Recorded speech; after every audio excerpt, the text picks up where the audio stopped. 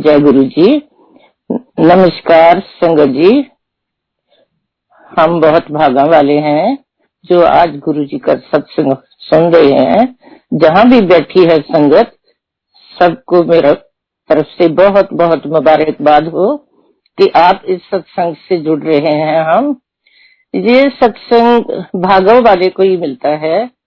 जलंधर में गुरु जी के शब्द लगा होता था, बिन भागा सत्संग न लभे, मिल संगत मैल परिजे जियो। तो यही बात है कि ऐसे महापुरुषों के सत्संग बहुत भाग्यशाली लोगों को मिलते हैं। अब मैं स्टार्ट करती हूँ कि कहाँ से हमारा गुरु जी से मेल हुआ।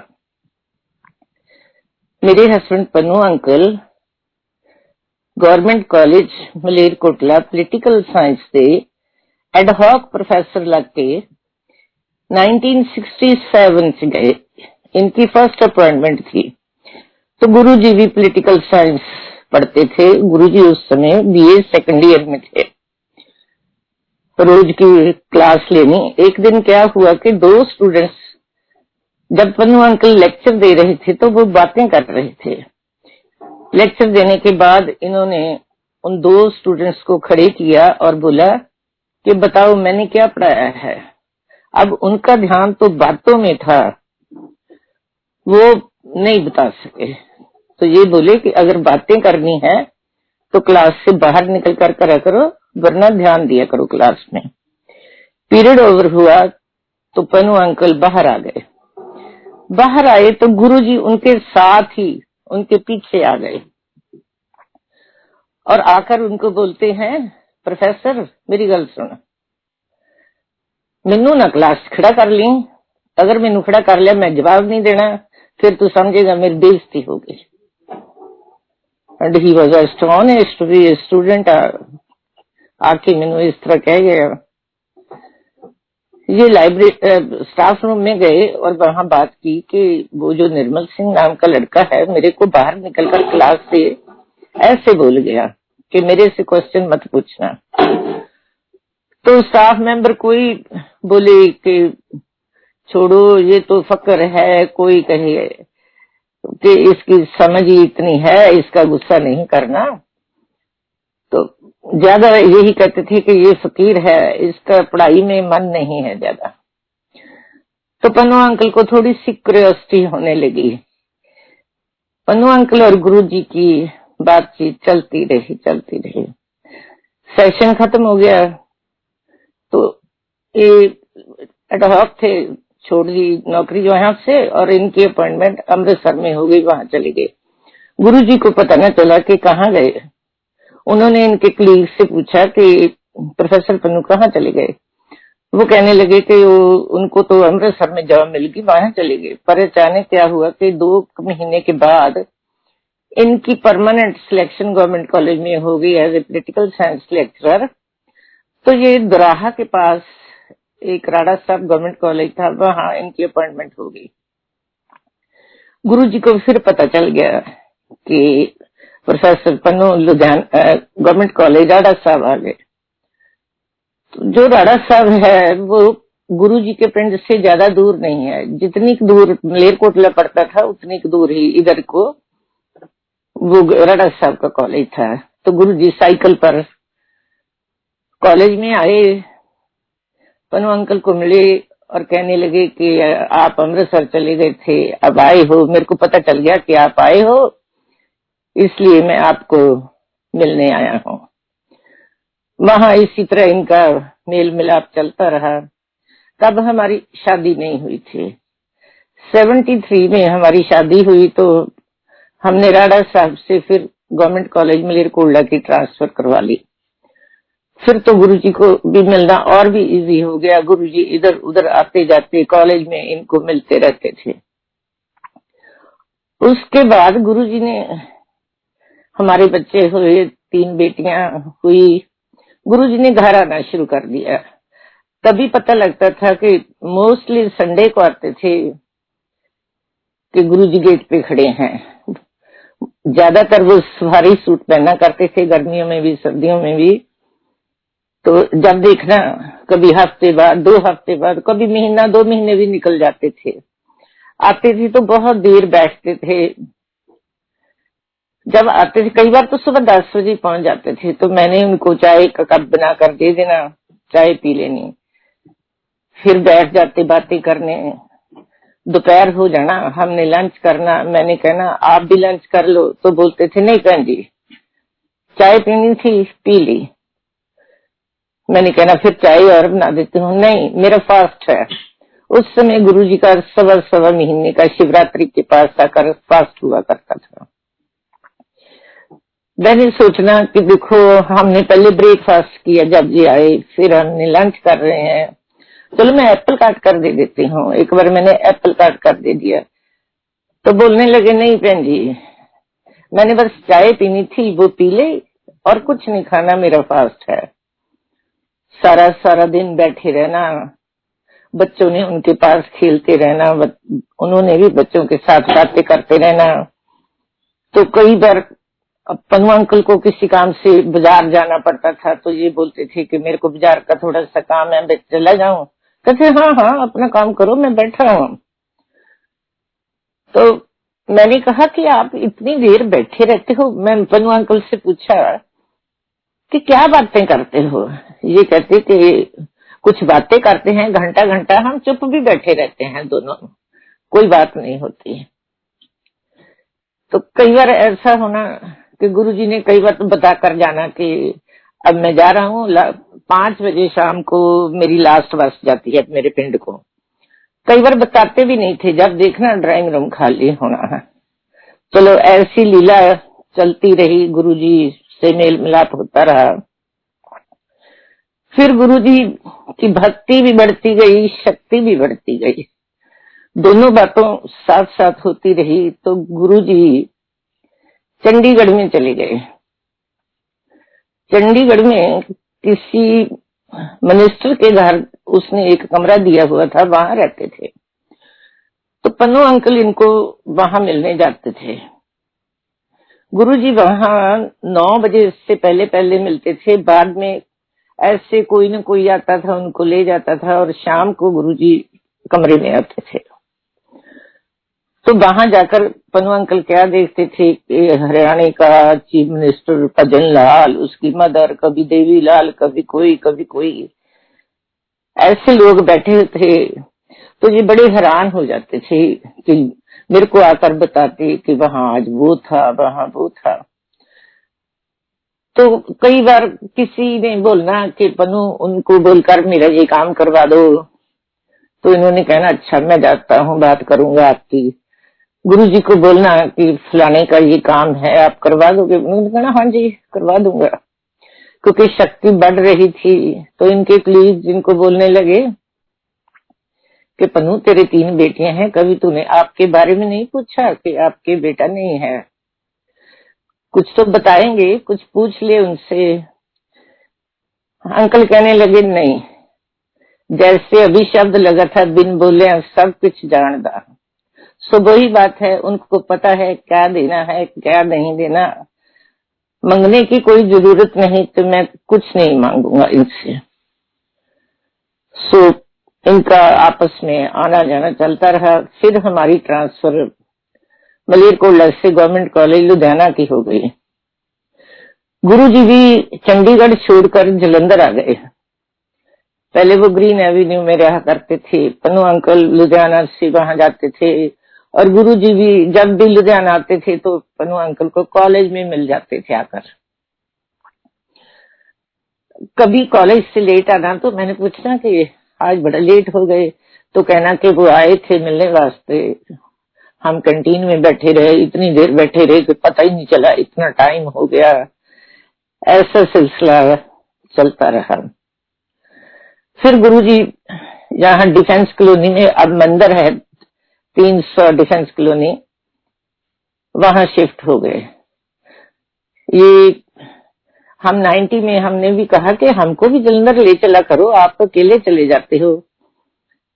ये कहते कि गुरुजी इधर आ जाते हैं तो क्या है, आपने चलना है तो चलो।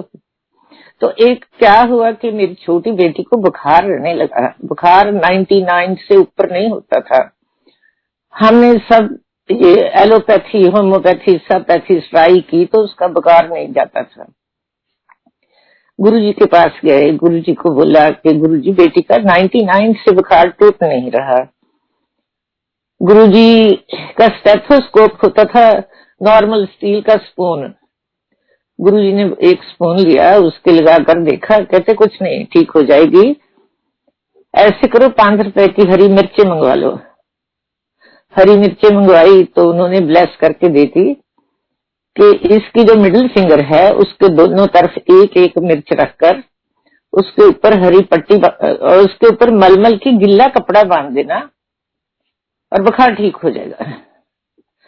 पर परसों को क्या होगा, आफ्टर 1 डे इट मीन्स कि इसका फेस और आईज सब कुछ रेड हो जाएगा, तो आप घबराना मत।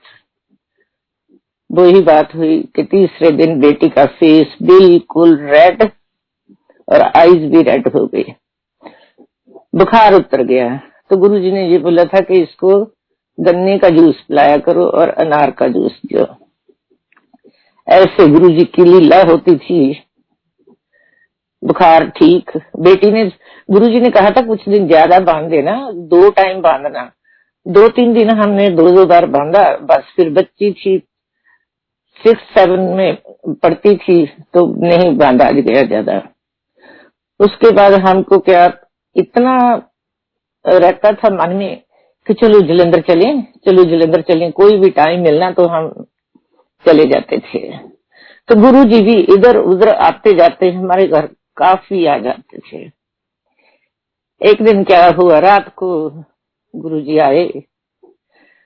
जैसे इंडिया में होता है कि मेड आती है, सुबह आई, सारा घर का काम कर गई, शाम को फिर आई, किचन समेट गई और किचन के बर्तन वगैरह कर गई।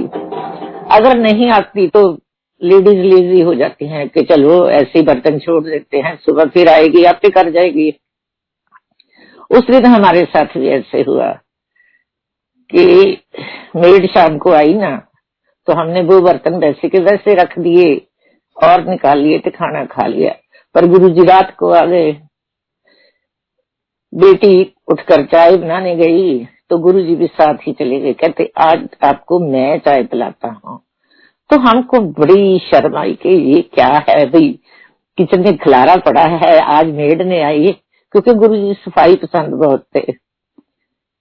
गुरुजी ने चाय बनाई, इतनी मजेदार चाय बनाई भी, खूब लौंग इलायची डाला, खूब चीनी डाली और छान कर चाय फेंट ली जग में, फिर उसको फिर गर्म किया। कहते आज मेरी बनी चाय पियो। उस दिन के बाद हमने ये कसम खा ली थी कि अगर मेड शाम को नहीं आती तो हम कभी बर्तन ऐसे नहीं छोड़ेंगे, सारा कुछ कंप्लीट करके छोड़ेंगे। तो हमारा जलंधर जाना इतना बढ़ गया कि पन्नू अंकल कई बार क्लास छोड़कर आ जाते थे कि मेरा मन नहीं लगा क्लास में, मैं तो जलंधर जा रहा हूँ। कई बार सब नहीं जा सकते थे, फैमिली में एक चला गया, 2 चले गए। तो जब कोई वापस आता था तो हमारा पहला क्वेश्चन होता था, गुरुजी ने आज कौन से कलर की ड्रेस पहनी हुई थी। अच्छा, हमारे पास ना कोई गाड़ी थी तो ना कोई फोन होते थे तब इतने। हम रहते थे फिरोजपुर रोड पे, तो जलंधर बाईपास तो काफी सारा शहर दूसरी तरफ हो जाता है। अपने घर से निकलते थे, पहले एक ऑटो लेना, फिर दूसरा ऑटो लेना, फिर जलंधर बाईपास पहुंचना, बस लेनी, बस लेकर वहां डिफेंस कॉलोनी के आगे, जहाँ जब इधर से जाते हैं लुधियाना की तरफ से तो खालसा कॉलेज के आगे बस रुकती थी। हमारी कोशिश होती थी कि यहीं रुक जाएं तो गुरुजी की जल्दी पहुंच जाएंगे। कई बार वहां से हमने फिर रिक्शा ले लेनी है, हालांकि वहां से तो 1 फरलांग भी की दूरी है। उधर बैठे रहना गुरुजी के पास। अगर हमने कहना कि गुरुजी अब हम जाएं तो गुरुजी ने बोलना, नहीं भैन जी बैठो तुसी, इंज ना क्या करो, जल्दी ना करया करो, हुण बैठो, मौका भागां वाले हो, फिर तुसी मैनू तारियां विचों लभ्या करोगे। सानू बड़ी हैरानी होनी भी गुरुजी इंज क्यों कहंदे ने भी तारियां विचों लभ्या करोगे। गुरुजी ने हमारे साथ बैठकर लंगर करना। हम दो चार लोग ही होते थे, चटाई बिछ जाती थी, चटाई पर थालियां लगाकर गुरुजी खुद हमको लंगर सर्व करते थे और आप भी हमारे साथ लंगर किया करते थे। तो गुरुजी की कोशिश होती थी कि ये वापस बस में ना जाए। कहना कोई बात नहीं, मैं देखता हूँ कोई ना कोई आता होगा तो आपको भेज दूंगा। कोई ना कोई लुधियाना से कार वाला आता जाता था तो उसको कहते थे इनको ले जा, तो वहां इनके घर छोड़ना है और वहां चाय पी कर जाना। ठीक है, जो छोड़ने आता था हम उसको ऊपर ले जाते अपने घर, चाय पिलाते। और एक था कि वहां लंगर जरूर देते थे हम। गुरुजी को समोसे और जलेबी बड़ी पसंद थी, तो जो भी हमको छोड़ने आता था हम भी उसको जलेबी और समोसा जरूर खिलाते थे। जब हम फिर वापस आते थे तो गुरुजी फिर वेरीफाई करते थे कि बहन जी आपको अच्छी तरह छोड़कर आया था। वो जो छोड़ने जाता था उससे भी पूछते थे कि कहाँ छोड़ा था आपने। ऐसी उनकी मौज थी, बहुत मेहरबानी की उन्होंने हमारे पर। तो हम तो जिस मुकाम पर आज पहुंचे हुए हैं ये सब गुरुजी की मेहरबानी है। जहां जहां मेरे बच्चे बैठे हैं मैं बताऊंगी सब कैसे कैसे हमारा कल्याण किया उन्होंने। तो क्या हुआ कि मेरे 1990 में गॉल स्टोन हो गया। अल्ट्रासाउंड करवाया तो 26 mm का स्टोन था और मल्टीपल थे काफी। डॉक्टर ने बोला कि सर्जरी होगी। मैंने गुरुजी को बताया कि गुरुजी मेरे स्टोन है। डॉक्टर कहता है सर्जरी होगी। गुरुजी कहते बहन जी नहीं, सर्जरी नहीं करवानी, आप ठीक हो जाओ। उन्होंने फिर वही अपना स्टेथोस्कोप यूज किया और कहते पान के पत्ते मंगवा लो। मेरे गॉल ब्लैडर पर पान के पत्ते रख दिए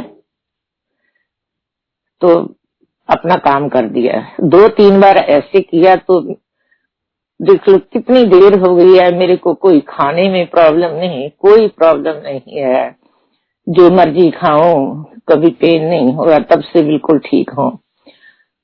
तो जब डॉक्टर ने बोला कि सर्जरी होगी तो हम थोड़े से परेशान हो गए, क्योंकि मेरे इन लॉज और पेरेंट्स की फैमिली में से सभी लोग कनाडा गए हुए थे, कोई नहीं था हमारे पास।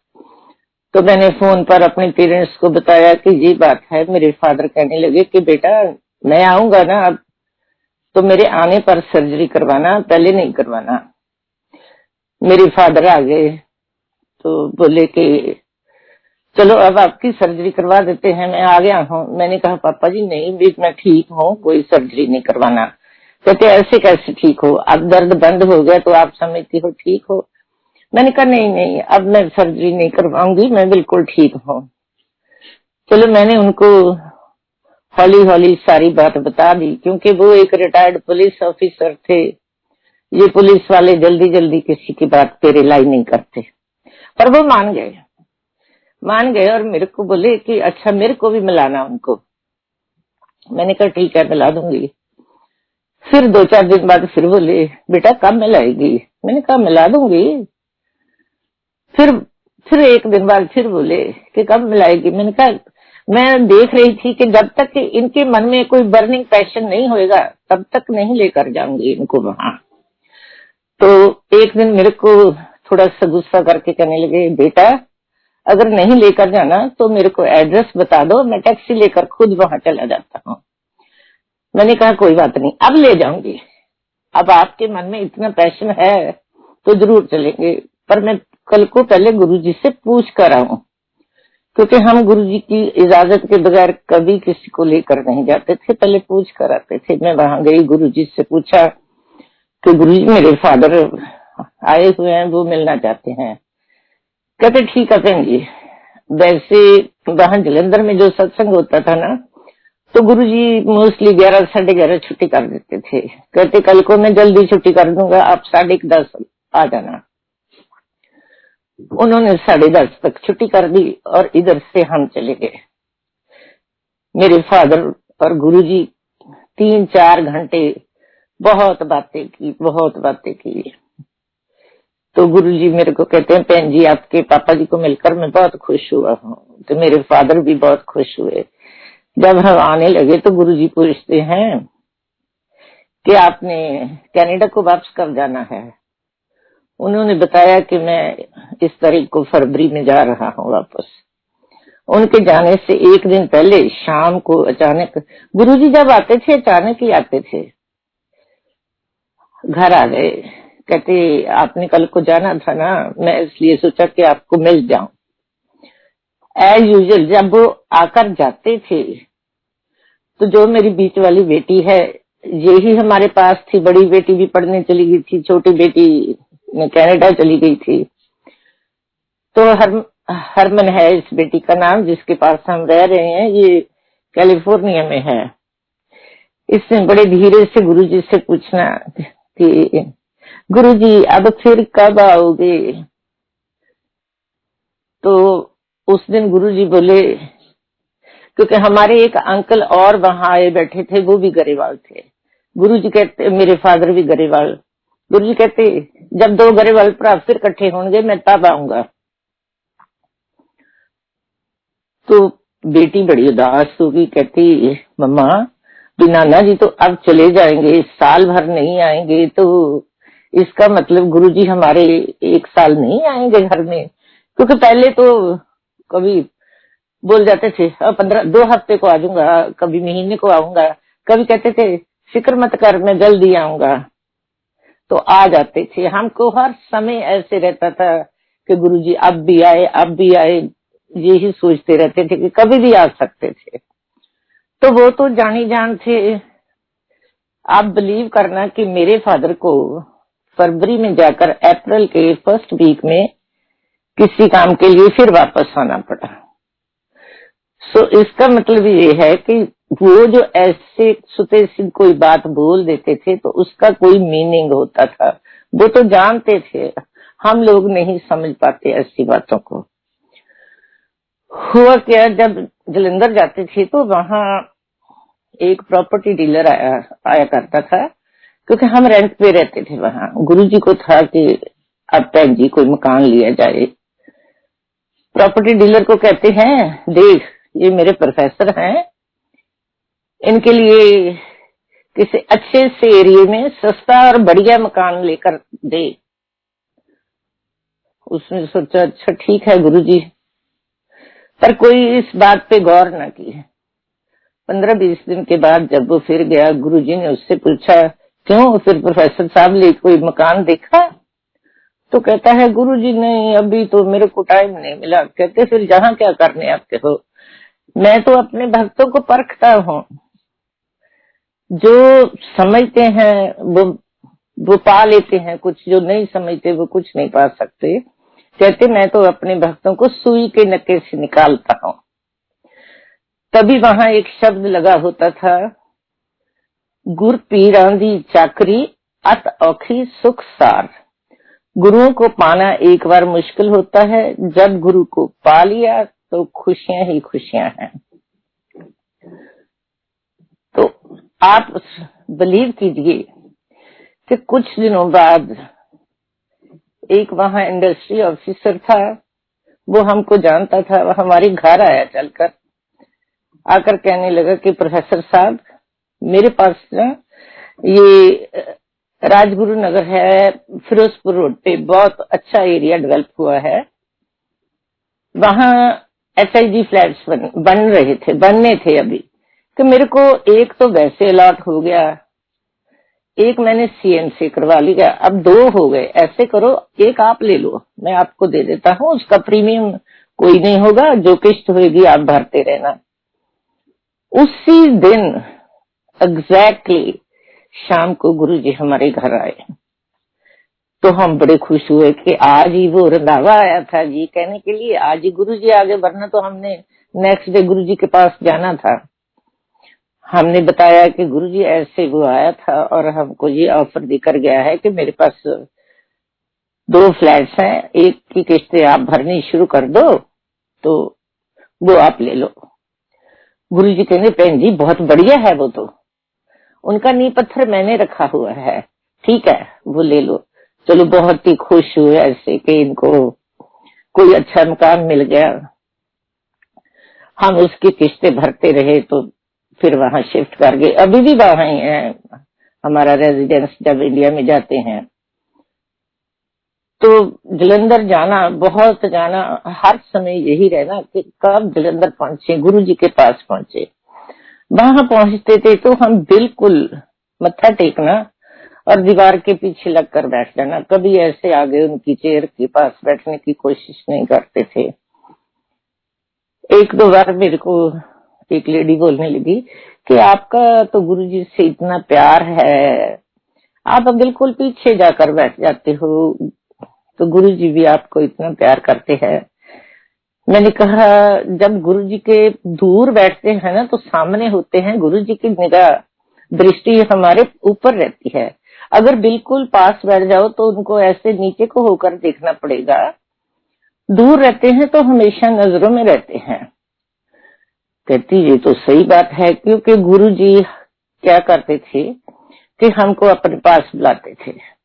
हर समय, जिस समय भी हम जाते थे, हम हफ्ते में 2-3 बार भी जाया आते थे, तो हमको अपने चरण दबाने की सेवा देते थे। घंटा घंटा, 2-2 घंटे, कभी मेरे को, कभी मेरी बेटी को, हम उनके चरण दबाते रहते थे। तो जब दबाकर हटते थे तो ऐसे हाथ हो जाते थे जैसे खूब मॉइस्चराइजर लगाया है, और हमारे हाथों में बहुत खुशबू आती रहती थी। हम भाग्यशाली समझते हैं जो हमको ऐसे गुरु मिले, ऐसा कल्याण किया हमारा उन्होंने। तो ये काम चलता रहा। एक बार मैं और मेरी बेटी गुरुजी के कमरे में बैठे उनके पैर दबा रहे थे। मैंने क्या देखा कि गुरुजी के पैर हैं, जो आप भी जो गुरुजी के चरण स्वरूप है, कभी ध्यान से देखो तो आपको पता चलेगा कि जहाँ गुरुजी के नेल्स हैं वहां से वो जगह ब्लैक हुई हुई है। क्योंकि मैं तो इतनी देर से देख रही थी, पहले बिल्कुल साफ होते थे। जब मैंने वो ब्लैक देखे तो मैंने गुरुजी को कहा कि गुरुजी ये आपके नेल्स को क्या हो गया, जहाँ स्किन और नेल्स होते हैं भी इतने ब्लैक कैसे हो गए। तो गुरुजी ने मेरे को बताया कि बहन जी, जब मैं रात को भक्ति करता हूँ, कमरे की लाइट्स बंद कर देता हूँ, कर्टन लगा लेता हूँ, क्योंकि गुरुजी के कर्टन भी मैरून थे, कारपेट भी मैरून, बेड कवर भी मैरून, अंधेरा हो जाता था, तो मेरे नेल्स से लाइट निकलती है, ये ग्लो करते हैं, उसी की वजह से ये बर्न हो गए। सो इतनी उनमें भक्ति और शक्ति दोनों चीजें आ गई थी कि पहले तो वो स्टेथोस्कोप लगाते थे स्पून का, फिर उन्होंने वो भी बंद कर दिया। बंद किया तो उनके दृष्टि से ही पता चल जाता था।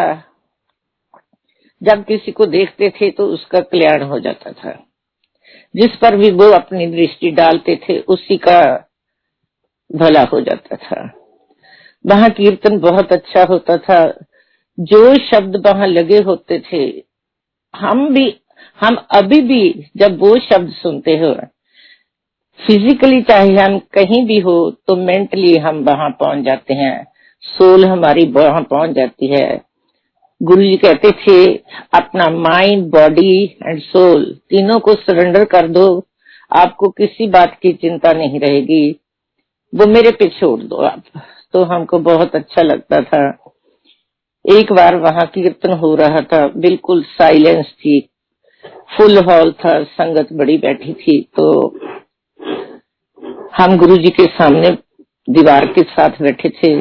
उन्होंने मेरी बेटी को ऐसे हाथ मारा इशारे से, तो ये उठकर उनके पास चेयर के पास बैठ गई। उन्होंने अपना हाथ ऐसे घुमाया और खोए का पेड़ा तकरीबन 250 ग्राम ऐसे इसकी ओर बढ़ाया, तो ऑटोमेटिकली इसके भी दोनों हाथ खुल गए और वो पीड़ा इसके हाथ में रख दिया उन्होंने। वो रब्बी प्रसाद दिया बेटी को। ये भी आंखें बंद करके बैठ गई और गुरुजी भी आंखें बंद करके हाथ जोड़कर बैठ गए। गुरुजी का रंग बिल्कुल लाल हो गया था। 10 मिनट के बाद गुरुजी ने आंखें खोली और वो प्रसाद जो पास पास बैठे थे उनको बांट दिया। बाकी कहने लगे कि इसको घर ले जाओ। तो वो प्रसाद हमारे घर कम से कम हमने 6 महीने रखा। जब कोई बात होती थी तो थोड़ा सा उसको बांट लेते थे। हमारे घर में भी ऐसे होता था, कभी अमृत वर्षा हो रही है, कभी ये गोल्डन और सिल्वर की स्ट्रिंग्स हमारे बेड पे गिरी पड़ी हैं, कभी कहीं गिरी पड़ी हैं। वो स्ट्रिंग्स मीटर मीटर लंबी होती थी। कभी कोई रेड कलर का कपड़ा थ्रेड होता था। तो हमको समझ नहीं आती थी कि ये कहाँ से आ गया। और जब वो अमृत वर्षा होनी तो हमने सोचना ये पानी कहाँ से गिर गया। फिर ऐसे गुरुजी से बात की। गुरुजी कहते आपको पता नहीं, मैं आता हूँ तो मैं अपनी निशानी छोड़कर आता हूँ। तो बच्चों ने वो क्या करना, क्योंकि बच्चे तो बच्चे ही थे, वो जो स्ट्रिंग होती थी उनको संभाल कर ऐसे अपनी रिंग बना लेती थी गोल करके उसकी। चलो ऐसे टाइम निकलता गया। 92 में हमको गुरुजी से मिले हुए 25 इयर्स हो गए थे। हमको बिल्कुल याद नहीं था इस बात का। तो एक दिन हम भी वैसे ही जा रहे थे रूटीन की तरह गुरुजी के पास। गुरुजी ने वहां संगत में से किसी को बोला कि ऐसे करो भाई, समोसे और जलेबी का लंगर मंगाया जाए। लंगर आ गया। सेवादार बोले कि गुरुजी लंगर तो आ गया है, समोसे और जलेबियां हम बांट दें। वो कहते हैं नहीं, वो प्रोफेसर पनूहरी वहां से चले हुए हैं लुधियाना से, 2:10 पर वो पहुंच जाएंगे यहाँ, फिर उनके आने के बाद बांटेंगे। तो एग्जैक्टली 2:10 पर हम वहां पहुंच गए। हमको कोई पता नहीं था। संगत में से मेरे को एक दो ने बोला कि क्या आपने गुरुजी को फोन किया था कि हमारे हैं? मैंने कहा हमारे पास तो फोन ही नहीं है, करना कहां से है। कहते ये इन्होंने कहा है कि 2:10 पर वो यहाँ पहुंच रहे हैं। जब पहुंच गए तो संगत को, सेवादार को बोलते हैं लाओ अब बताओ वो लंगर। और संगत को कहते हैं आज हमारी मुलाकात की 25th सेंचुरी है। 67 में मिले थे और 92 हो गया है, तो हम सेलिब्रेट कर रहे हैं। ऐसे गुरुजी की महिमा और कृपा हमारे पर बनी रही है। और जो भी जाता है हर को ऐसे ही लगता है कि गुरुजी मेरे हैं, गुरुजी मेरे हैं, गुरुजी सबके ही हैं। हम तो हमेशा यही अरदास करते हैं कि गुरुजी सब पर ऐसी कृपा करो। एक दिन हम वहां बैठे थे, गुरुजी ने संगत को छुट्टी कर दी। मैं और पन्नू अंकल ही थे, तो हमने सोचा हमको भी छुट्टी कर दी। कहते नहीं नहीं आप नहीं जाओ, हम ऊपर टेरेस पे चलते हैं, तो वहां बैठते हैं, बातें करते हैं। ऊपर चले गए, बातें करने लगे। बातें करते करते मेरे को कहते भैन जी तुसी कोई चिंता ना करया करो, प्रोफेसर साहब से मेरा रिश्ता और है, आपसे और है, और बच्चों के साथ और है। बच्चों का तो मैंने हर समय भला ही देखना है कि इनका कैसे भला हो सकता है।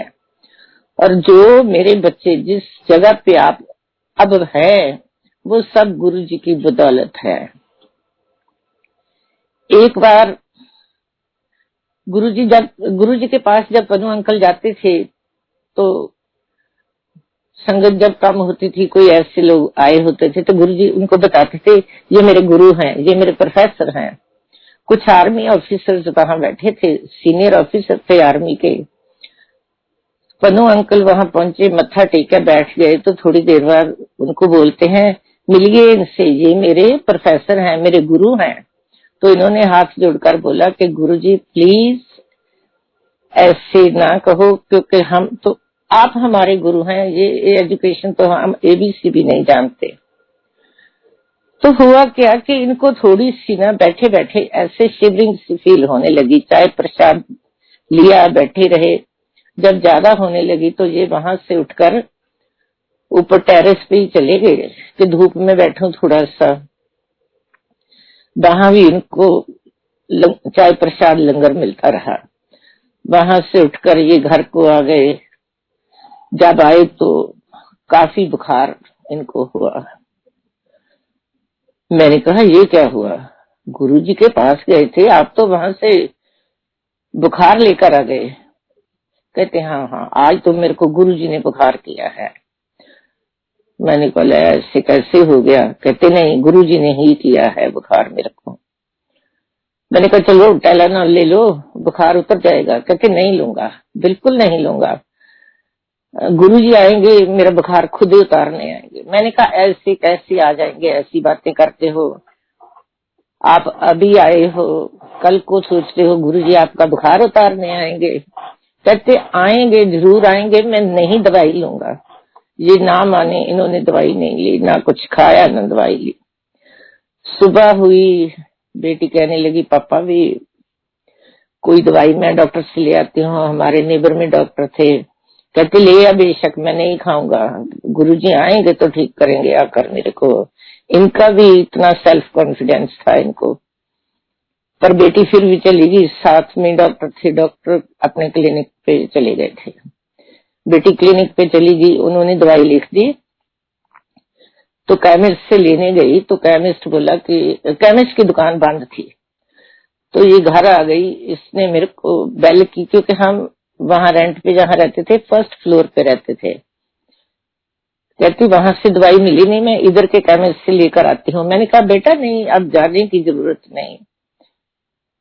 हुआ क्या कि 10:30-11 बजे के करीब गुरुजी जलंधर से, कहते हाल वहां संगत से फुल था, कुछ लोगों को बीच में से उठाया। उनको कहते कि हम 1 घंटे के लिए कहीं जा रहे हैं, चलो चले। 2 गाड़ियों में बैठे तो उनको बोलते हैं अपना गुरु दिखा कर लाऊं आपको। तो लुधियाना घर पहुंच गए। ऊपर आए, सीधे पनु अंकल के कमरे में बेडरूम में पहुंच गए जहां ये लेटे हुए थे। इनकी बांह पकड़ी और पकड़ कर उठा लिया। कहते हैं उठो, पड़े क्यों हो? और अंकल जी कहने लगे कि गुरुजी कल आपने मेरे को बुखार कर दिया, इसलिए मैं तो वैसे ही पड़ा हूँ ना। मैंने, कहते नहीं नहीं, तभी तो मैं आया हूँ, जब मैंने किया है मैं ठीक भी करने आया हूँ। तो मैंने बताया कि गुरुजी कोई दवाई नहीं लेते। कहते हैं नहीं लूंगा, अभी गुरुजी आएंगे। कहते मेरे को पता था कि ये बुखार है, दवाई से नहीं ठीक होएगा, ये मेरे को ही जाना पड़ेगा, इसलिए मैं आया हूँ। तो वो जो संगत थी साथ, वो हमको जानती थी, वो कहने लगी ओ गुरुजी ने आपके घर आना था, हमको तो कहते हैं कि मैं अपना गुरु दिखाऊं आपको। तो ऐसी गुरुजी की लीला थी, जो भी करते थे उनकी मौज थी, बहुत प्यार दिया उन्होंने। और हमारी लाइफ का ज्यादा हिस्सा उनके साथ ही गुजरा। समझो कि इतने सत्संग है, इतने सत्संग है, इतने मिरेकल उन्होंने किए हैं कि क्या बताऊं। बच्चों का फिर एजुकेशन का टाइम आया तो बड़ी बेटी ने मेडिकल एंट्रेंस का एग्जाम दिया, उसकी बीडीएस में एडमिशन हो गई अमृतसर में। हमको था कि ये एमबीबीएस करे। हम गुरुजी के पास जाकर बोला कि गुरुजी इसको तो बीडीएस में एडमिशन मिली है, वे हम चाहते थे एमबीबीएस में हो जाती तो अच्छा था। कहते हैं नो, एमबीबीएस का कोई फायदा नहीं, एमबीबीएस करेगी तो फिर एमडी करनी जरूरी है, एमबीबीएस की कोई बुकत नहीं है, ये तो 32 दंदों का सर्वनाश करेगी। हर एक के 32 दांत होते हैं, 32 बार इसके पास आएंगे, एक चेयर लगा लो, आगे कोई एमडी वगैरह करने की जरूरत नहीं है, बहुत अच्छा है, इसको बीडीएससी कराओ आप। उससे छोटी बेटी हरमन, उसने बीएससी की, फिर एमएससी का एंट्रेंस एग्जाम दिए, उसको गुरु नानक यूनिवर्सिटी में भी उसकी सिलेक्शन होगी और पटियाला में भी हो गई। तो अब हमने पूछना था गुरु जी से कि कहाँ कराएं इसको। पीएयू में भी हो गई थी लुधियाना में। तो जब पूछा मैंने कहा गुरु जी भी अमृतसर में ही करवा देते हैं गुरु नानक यूनिवर्सिटी में, क्योंकि दोनों बहनें इकट्ठी आ जाया करेंगी। मेरे को कहते हैं नहीं बहन जी, गुरु नानक यूनिवर्सिटी में नहीं कराना इसको, क्योंकि वहां का माहौल ठीक नहीं है, इसको पटियाला में कराओ कि वहां तो अपना घर है।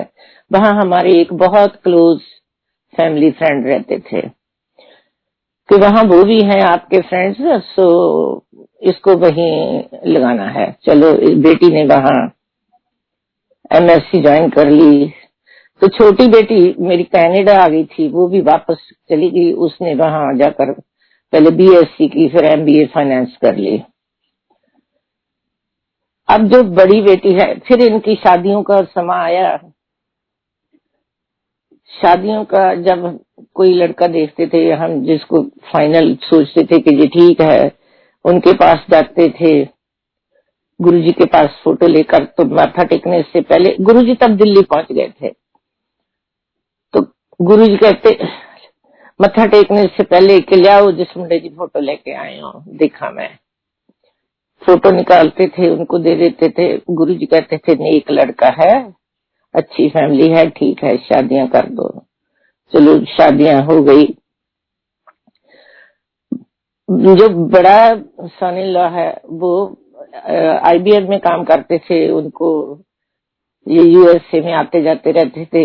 H1 पे आए, बेटी भी साथ आ गई, धीरे धीरे वर्क परमिट हो गई ये वो। अब तो उनका सिटीजन हो रहा है। तो बेटी अब बीडीएस थी, शायद जब उसने बीडीएस की एकदम उसको लुधियाना में जॉब मिल गई। करके आई, तीसरे दिन बाद ही एक हॉस्पिटल में लग गई। शादी हुई तो गुड़गांव में एक सुपर स्पेशलिटी हॉस्पिटल है, उसमें लगी रही। यहाँ आई, यहाँ आकर उसने सिर्फ क्रेडिट्स ही किए थोड़े से, कोई स्कूल ज्वाइन नहीं किया, कुछ नहीं किया। गुरुजी की कृपा से आप बिलीव करना कि उसको एक बॉस्टन में बर्कशायर काउंटी में हॉस्पिटल में जॉब मिल गई। वहां उसका 5 ईयर कॉन्ट्रैक्ट था, उसने अपना पूरा किया। उसके साथ साथ ही वहां उसने हायर स्टडी के लिए भी एक एंट्रेंस एग्जाम दे दिया, तो उसकी सिलेक्शन होगी। 20 स्टूडेंट्स ने अप्लाई किया था, 3 रखने थे, उन तीनों में उसकी सिलेक्शन हुई। तो आप बिलीव कीजिए गुरु की कृपा से उसकी एजुकेशन तो फ्री हुई और उसको फेडरल फंडिंग से $50,000 स्कॉलरशिप भी मिला। अब वर्जीनिया में उसने अपना क्लिनिक चला रही है, बड़ा अच्छा गुरुजी की कृपा से क्लिनिक चलता है उसके पास। वहां भी गुरुजी के श्रद्धालु काफी आते हैं, तो वो उनसे मिलकर बड़ी खुश होती है। कहती मम्मी थोड़ा बहुत मेरा सत्संग हो जाता है उन लोगों के साथ में। तो बीच वाली बेटी है, उसने फिर पीएचडी की पटियाला में ही। पीएचडी करते करते वो कहती मम्मा कि मैं अभी थीसिस सबमिट नहीं कराया था कि मैं कोई जॉब भी कर लूं, थीसिस तो सबमिट हो ही जाएगा। मैंने कहा ऐसी कहाँ जॉब मिलेगी भी, अच्छा अगर कोई वैकेंसी निकलती है तो देख लो। कहती पापा को बोलो इतनी किसी को कहकर मेरे को कहीं जॉब मिल जाए। 1-2 जगह इंटरव्यू दी, सब जगह सिलेक्ट होती रही। तो हमने कहा कि बेटा ऐसी जगह में आना जाना बड़ा मुश्किल है, कहाँ रहोगी, क्या करोगी, भी कोई कन्वीनियंट हो जहां से वहीं लग जाओगी तो अच्छा है। तो आप बिलीव करना कि डेराबस्सी जो डेंटल कॉलेज है उसमें पोस्ट निकली, इसने अप्लाई कर दिया। तो हमको बताया कि डेराबस्सी कॉलेज में एक पोस्ट खाली है, मैंने वहां अपना रेज्यूमे भेजा है। उसके पापा को मैंने बोला कि चलो आप एक बार जाकर दिखाओ।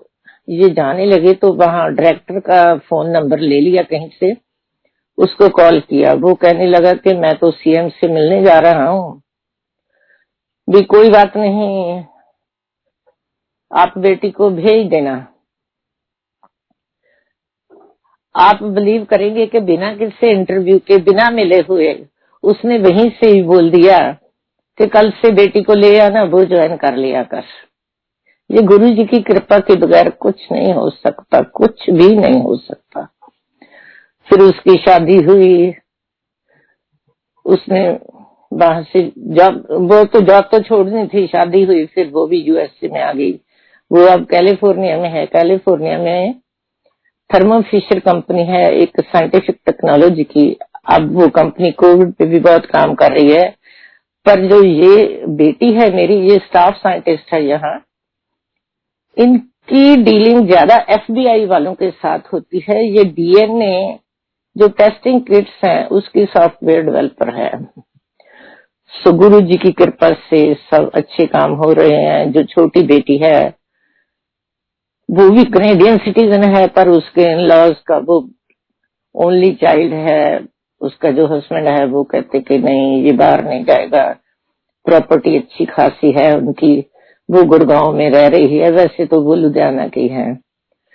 सो गुरु जी ने बच्चों पर खूब मेहरबानियां की।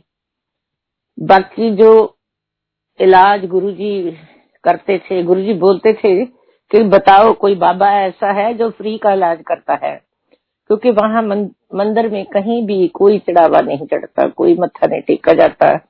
नहीं तो हम कहीं भी जाओ, कहीं भी कोई एग्जाम्पल आपको ऐसी नहीं मिलेगी जहां कोई चढ़ावा ना चढ़ता हो। तो वहां अब लंगर प्रसाद भी मिलता है, सब कुछ है। तो गुरु जी की कृपा से ये हो रहा है। गुरु जी तो अगर आपकी पूरी श्रद्धा है, आपका इलाज टेलीपैथी से भी कर देते हैं। मेरे को क्या प्रॉब्लम हुई, जब हम जाते थे गुरु जी के पास तो सब भूल जाते थे कि हमारा क्या दुखता है, याद ही नहीं रहता था वहां जाकर। जलंधर में तो हम बहुत जाते रहे। तो फिर जब गुरुजी चंडीगढ़ चले गए, फिर थोड़ा सा हमको मुश्किल हो गया। या तो हम कोई ऐसा फ्रेंड ढूंढते थे कि जिसके पास गाड़ी हो, हमको वहां ले जाए, नहीं तो फिर टैक्सी लेकर जाते थे। अब हम टैक्सी रोज रोज तो जाया नहीं जा सकता, महीने में एक बार जाते थे, कई बार 2 बार चले जाते थे, पर थोड़ा सा हार्ड लगता था। तो मेरे ब्रेस्ट में पेन होने लगा, धीरे धीरे इतना बढ़ता गया कि टच भी नहीं हो सकती थी। ना किसी डॉक्टर को दिखाया, ना गुरुजी से बात की, अब क्या करें, बहुत पेन हो रहा था। तो मैं ऐसे एक दिन पड़ी थी, मैंने कहा भी, मैंने पन्नू अंकल को बोला कि हमने कितनी गलती की है, ना डॉक्टर को दिखाया है, ना गुरुजी से बात की है, मेरे तो बहुत अनबियरेबल पेन हो रही है आज। तो मेरी बेटी जो पटियाला पढ़ती थी, उसका फोन आया, तो मैं ऐसी पेन में बोली कि बेटा मेरे तो बहुत दर्द हो रहा है, लेट रही हूं मैं। तो ये कहती, मम्मा कोई बात नहीं, चिंता मत करो, अपने गुरुजी हैं, सो चिंता की कोई जरूरत नहीं। मैंने कहा हाँ। कहती गुरुजी के पास जाया ना। मैंने कहा हाँ, कल को प्लान किया है, पापा तेरे छुट्टी लेंगे और हम गुरुजी के पास जाएंगे। तो ये कहती कल को मत जाना, क्योंकि वो जो हमारे पटियाला में फ्रेंड्स थे, वो इनको जब गुरुजी के पास जाते थे हॉस्टल से ले जाते थे, हमेशा ही लेकर जाते थे। कहती मैं कल जाकर आई हूँ गुरुजी के पास, तो गुरुजी अब दिल्ली गए हैं, 2-3 रोज के बाद आएंगे, उसके बाद जाना आप। और संगत जी आप बिलीव कीजिए कि दोपहर के टाइम में सो रही थी, मेरे को सपने में गुरुजी आते हैं। तो उन्होंने पिंक कलर का चोला पहना हुआ है, उनके हाथ में एक नाइफ है जिसका ब्लेड तकरीबन 12 इंच का है, आगे से राउंड है, स्टील की नाइफ है, आधा इंची चौड़ी है, और वो पस और ब्लड से लिबड़ी हुई है। और मेरे को कहते हैं लो बहन जी फिक्र न करो, थोड़ी सर्जरी करती है, ऑपरेशन हो गया, सक्सेस हो गया। और ये सच मानिए, ऐसे मिरेकल कोई नहीं कर सकता, कोई नहीं कर सकता। जब मेरी एकदम आंख खुल गई, मैं देखती हूँ गुरुजी कहाँ है, जहाँ तो गुरुजी कहीं नहीं है। तो मैंने अपने बॉडी पे हाथ लगाकर देखा तो मेरे पेन बंद हो गया। मैं बार बार लगाकर देख रही हूँ कि मेरे पेन हो रहा है कि नहीं हो रहा। जो जगह मैं टच नहीं कर सकती थी तो मैं ऐसे टच कर रही हूँ, पर मेरे को वीकनेस फील हो रही थी जैसे सर्जरी के बाद हुआ करती है। एक हफ्ता वो वीकनेस मेरे को रही, तो फिर मैं धीरे धीरे रिकवर करती रही। तो ऐसे गुरुजी ने सपने में ही मेरा कल्याण किया। अब इस बात को कम से कम 30 इयर्स बैक की बात है कि कोई प्रॉब्लम नहीं, कुछ नहीं। बस एक ही बात है कि जय गुरु जी, नमस्कार संगत जी। हम बहुत भागा वाले हैं जो आज गुरु जी का सत्संग सुन रहे हैं। जहां भी बैठी है संगत, सबको मेरा तरफ से बहुत बहुत मुबारकबाद हो कि आप इस सत्संग से जुड़ रहे हैं। हम ये सत्संग भागव वाले को ही मिलता है। जलंधर में गुरु जी के शब्द लगा होता था, बिन भागा सत्संग न लभे, मिल संगत मैल परिजे जियो। तो यही बात है कि ऐसे महापुरुषों के सत्संग बहुत भाग्यशाली लोगों को मिलते हैं। अब मैं स्टार्ट करती हूँ कि कहाँ से हमारा गुरु जी से मेल हुआ। मेरे husband Pannu uncle government college Malerkotla political science से एडहॉक प्रोफेसर लग के 1967 से गए। इनकी फर्स्ट अपॉइंटमेंट थी। तो गुरुजी भी पॉलिटिकल साइंस पढ़ते थे। गुरुजी उस समय बीए सेकंड ईयर में थे। रोज की क्लास लेनी। एक दिन क्या हुआ कि 2 स्टूडेंट्स जब पन्नू अंकल लेक्चर दे रहे थे तो वो बातें कर रहे थे।